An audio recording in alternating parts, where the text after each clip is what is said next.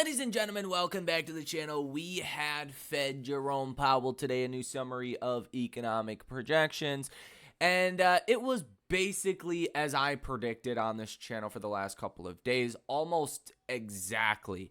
Now, we're going to get into what was said today, what Jerome Powell said, that kind of ignited markets, the prediction that I had, and how that came true. Now, most importantly, what does this mean for stocks going ahead from here? That's what matters most, and we'll discuss that as well in today's episode. Hit that like button as well as subscribe to the channel. Check that link out down below in the description of today's episode if you guys want to come trade and invest alongside us. But with that said, let's begin. So first and foremost, you can see the Fed did cut their interest rate by 25 basis points. That was expected, not a shocker there. The Fed says they will consider the extent and timing of additional rate adjustments. Look at this. The Fed median rate forecast for the long run came in at 3%. The forecast was 3.125%.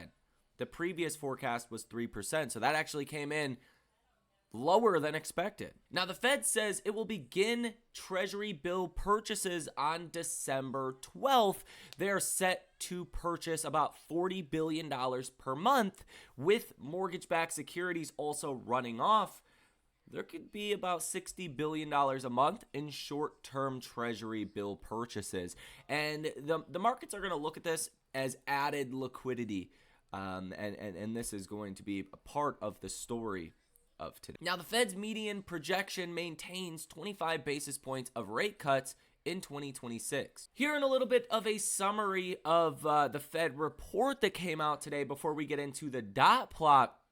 It says the Fed cuts rates 25 basis points to 3.5 to 3.75%, signals possible pause, projects 125 basis point cut in 2026 and 2027, says the economy expanded moderately, job gains slowed, inflation elevated, will launch a $40 billion Treasury bill reserve purchase on December 12th with elevated buying for a, quote, few months, then reduced, ends operational limit on RRP. Decision vote 9-3. Moran wanted 50 basis points. Goolsbee and Fed Schmidt wanted no cut. So you actually had three dissents, with Moran wanting a 50 basis point cut, and then Fed Goolsbee and Fed Schmidt that wanted no cut. So yeah, that's pretty wild. Okay, so this was the dot plot for September 17th, the last one we had.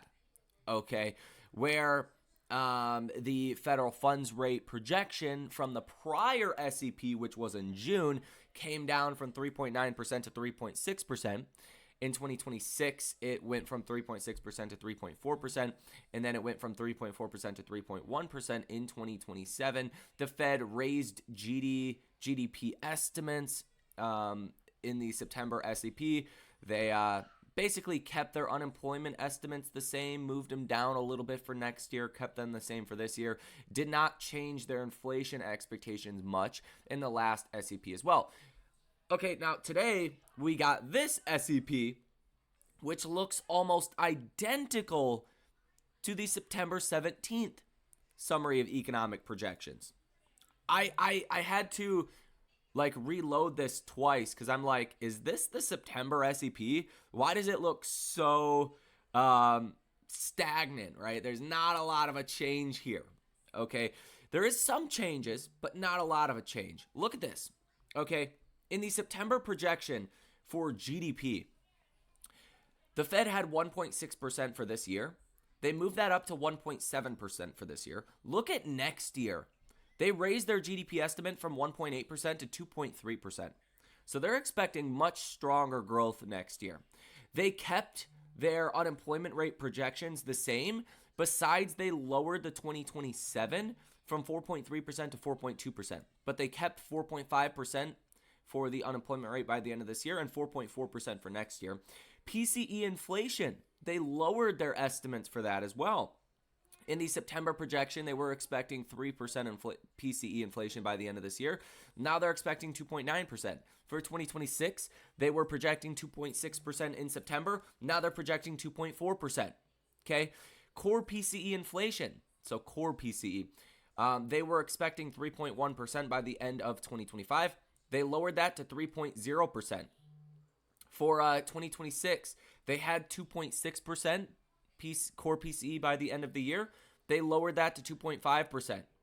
So in a nutshell, they're expecting a strong economy. Like they raised their GDP projection 0.5% for next year. That's a huge move in growth expectations. Okay, so they raised growth expectations. They kept labor market expectations the same, and they lowered their inflation expectations. Now, they did not move their expected amount of rate cuts for next year. Okay, so 2025, they say 3.6% is going to be the rate by the end of this year, which it's December 10th. You're right at that right now. For 2026, they have 3.4%. So that's projecting only one cut. And then 2027, they have 3.1% as well, which is projecting one cut. Now, the markets heading into this were projecting a cut in July and then a cut in October for next year. But basically projecting almost a 9-month pause to begin 2026. So this is not a big shocker to anyone.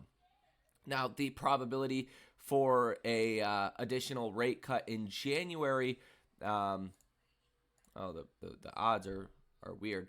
So you're expecting a pause in January, not expecting a rate cut. The odds of a rate cut March 18th at 15.2%. The odds of a rate cut in April, 22.2%. The odds of a rate cut June 17th at 35.4%.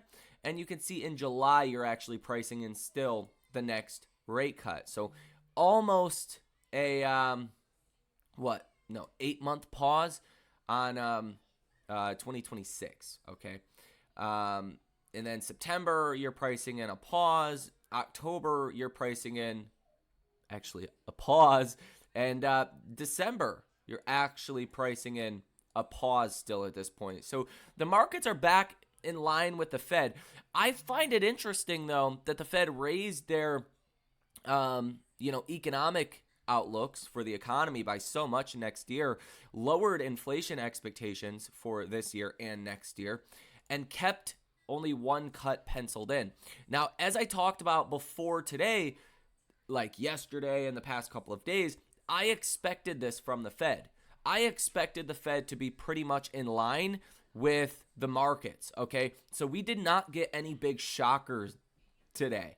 The Fed is in line with the markets, and that is positive at this point. But you could see in Fed projections that show a wide divergence of views for the path of rates in 2026 and beyond. So on the summary of economic projections, you can actually go ahead and look at, this is the real change in GDP, the highest targets, the lowest targets, the median targets.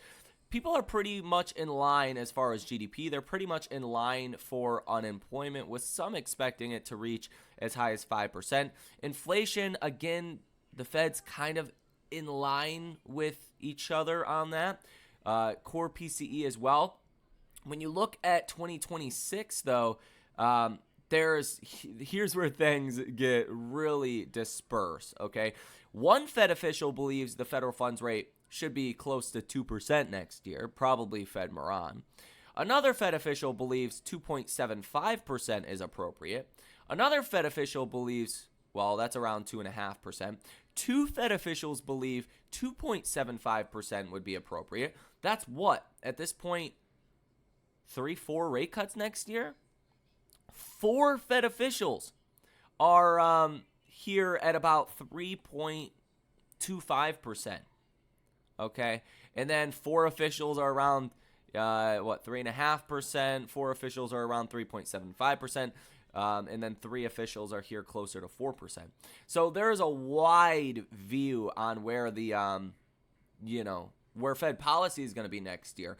And this is what we talked about in prior videos, right? Like, again, the Fed is leaving it open for the markets to basically tell the Fed what they should do in 2026 because they don't have a lot of economic data. So they're basically saying, hey, next week we're going to get a bunch of economic data, and depending on how that comes out, it's going to guide their policy, right?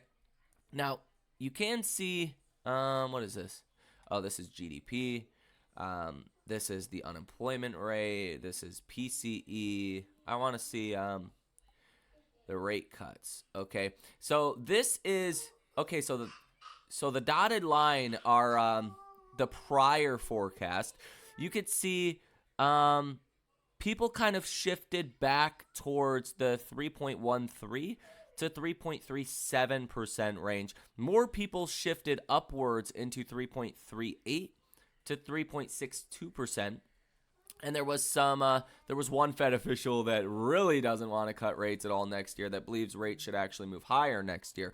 So very interesting. And then you have the one Fed official, probably Fed Moran, that thinks federal funds rates should be 2.13 to 2.37% next year. So a wide dispersion of opinions for next year.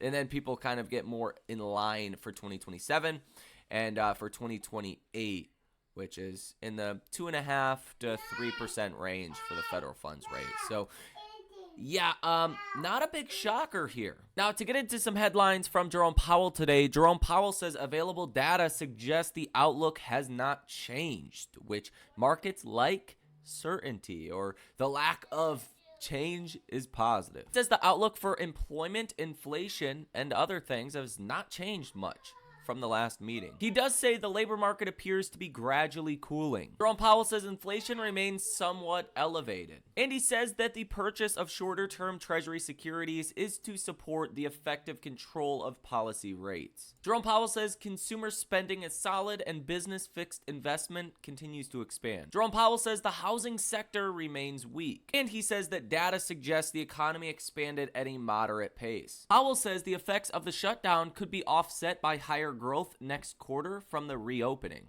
Powell says available evidence suggests layoffs and hiring remain low. Jerome Powell says labor demand has clearly softened. And he says our GDP growth forecast for 2026 has been revised up. Yeah, that's one of the most notable things, if not the most notable thing by far from the summary of economic projections. They raised again the growth estimate from 1.8% next year, that was their September projection, to 2.3%. That's a huge upgrade. Jerome Powell says readings on inflation are higher as goods inflation has picked up. But he does say little data on inflation has been released since the October meeting. Powell says disinflation is continuing for services, which is really the main inflation problem, right? Goods tend to go down over time. Services tend to be well above 2%. So it's kind of the combination of those things that makes the 2% target achievable. So services coming down continues to be a win for inflation progress. Powell says most long-term inflation expectations are consistent with the Fed's 2% goal. Jerome Powell says risks to inflation are tilted to the upside. Jerome Powell says with downside risks to employment having risen, the balance of risks shifted in recent months. Powell says further normalization over the last 3 meetings should help stabilize the labor market and keep pressure down on inflation. One of the more hawkish sounding comments here, Jerome Powell says rates are within range of a plausible neutral estimate. Powell says the Fed will make decisions on a meeting by meeting basis. And he says that monetary policy is not on a preset course. Powell says that Treasury purchases may remain elevated for a few months. And this is seen by the markets as providing some liquidity for stocks, for money markets out there. And that's part of the positive response today you're seeing in markets. Powell says the Fed is well positioned to determine the extent of more moves in the Fed funds rate. Powell says the Fed is well positioned to wait to see how the economy evolves. This was what I expected from the Fed today. Okay, the Fed was going to tell you, hey, look, we have data coming out next week that's going to change entirely our opinions on the economy, on inflation, on the labor market, all of this. They were never going to front run anything and give you any kind of certainty about what the outlook's going to look like for next year. That was never in the cards today. with a big data dump coming next week. Jerome Powell says the extent, end quote, timing phrase points out that we'll carefully evaluate incoming data. Jerome Powell says consumer spending has been resilient and spending on AI data centers has held up business investment. Powell says GDP growth upgrade partially reflects resilient consumer, with baseline expectation for next year is for a pickup in growth. Jerome Powell says some of the 2026 growth upgrade reflects the shutdown ending. He says that AI spending continues. Jerome Powell says we will get a great deal of data before the January meeting. Again, Jerome Powell, the Fed, basically kicking the can down the road, saying, hey, we don't know what we're going to do. We could pause, we could cut. It depends on what the data says. And that's the general gist of what Powell is saying today. Now, this does create, a situation where the data that we do get next week and really for the foreseeable future becomes very important, right? Each data set's going to be critiqued for what it means for the Fed. In a ideal situation, you would want inflation plummeting, coming down, and you would want the economy holding up and doing well. In that scenario, you could start to see rate cuts come about before July of 2026, right? That would be the best. Like in a perfect world, that's what you would want. Inflation coming down to 2% and the economy holding up as fast as that could possibly happen. Jerome Powell says the implication of Fed forecast is higher productivity. Jerome Powell says everyone at the table agrees inflation is too high. Powell says that everyone at the Fed agrees the labor market has softened and there are further risks. So again, Jerome Powell today did not far from guarantee a rate cut coming anytime soon, but he also didn't outright dismiss that possibility as well. And this is what I expected for the Fed today, right? I'm not shocked at all. This is exactly what I predicted. The Fed and Powell just not really committing to anything, leaving the door open for everything. Because we don't have a lot of the economic data for the past 2 months now. We're going to be getting more and more of that next week and between now and January 29th Fed meeting, where they're going to have a much better understanding of where the economy is at, where the labor market is at, where inflation is at, and then they'll make their decisions on a meeting by meeting basis, aka what the markets price in is what to expect. Right? And the Fed doesn't want to get ahead of that and signal anything strong in either direction, whether they are for additional rate cuts or for a long pause. This was a little bit of a weird headline today. Jerome Powell says data may be distorted. Powell says because data was not collected in October and half of November, Powell says we'll need to look at data with a skeptical eye. That, I don't know, sounds a little political, but we'll see. Powell says for CPI or the household survey, we will understand it may be distorted by technical factors. But markets are reacting positively as of right now to the Fed and Jerome Powell today, again, because it was in line with what the markets were expecting from a rate cut perspective. The Fed also raising growth expectations and not lowering their or not raising their federal funds rate projection by the end of next year also looks good. The big question we have now, though, is what does the data look like going ahead, and how does that change, the path of the federal funds rate and how many cuts we get next year? Okay, so it does put a lot more importance on the incoming economic data because the Fed is not taking a strong response or kind of projection in one way or the other. The Fed's not confidently saying they're going to be on an extended pause. They're not confidently saying that they're going to be cutting rates anytime soon. So it's really up to whatever the data looks like. And in this kind of environment, I think that is a positive for stocks. Mix that with up to $60 billion of short-term liquidity coming in for the next couple of months, and that could support equities to continue to move higher. Specifically, parts of that risk on AI trade that have not really participated recently. In a high growth, strong economy, hopefully low inflationary environment, that is a recipe for risk on stocks to do well. Mix that with a rate cut or two, and you basically have the green light here for stocks to rally, in my opinion. Now, even though the Fed was the big story today, I do want to share with you other headline news as well. Zelensky says today Ukraine and the U.S. will hold talks on a peace plan draft today. American Express today says U.S. consumer retail spending up 9% in parts of November. I don't know what parts of November means, if that's like Black Friday, but to see a strong consumer, strong economy is great. There was also some accusations today that some of NVIDIA's Blackwell chips are being used by DeepSeek and some Chinese companies.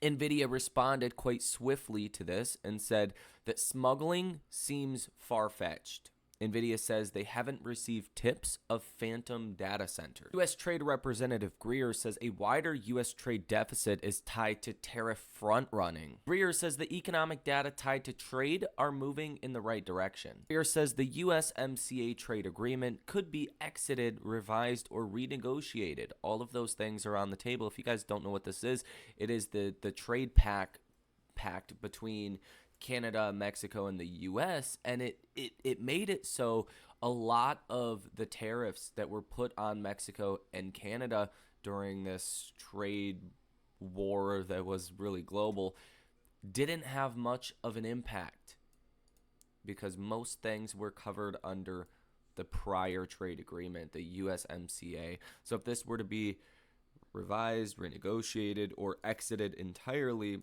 it would change things quite a bit for some of our biggest trading partners, Canada and Mexico. Greer says the U.S. can recreate tariff revenues based on IEEPA law with other measures if, again, the Supreme Court rules against the tariffs. Greer says that future legislation on tariffs would make sense. The Trump administration plans to require all foreign tourists to provide their social media histories from the last 5 years to enter the country. U.S. Trade Representative Greer says U.S. goal with China is more balanced and managed trade. He also says Trump is focused on constructive ties with China. According to a Swiss official today, they say, quote, "We will talk to the U.S. about medicinal products, robotics, and other items to prevent tariffs." Trump says that Mexico must take care of its water and sewage problem immediately. We also have some earnings today in after hours and tomorrow, as we've talked about on this channel before, that will be important, like Oracle, okay? If you're unfamiliar with what happened, part of the reason the AI trade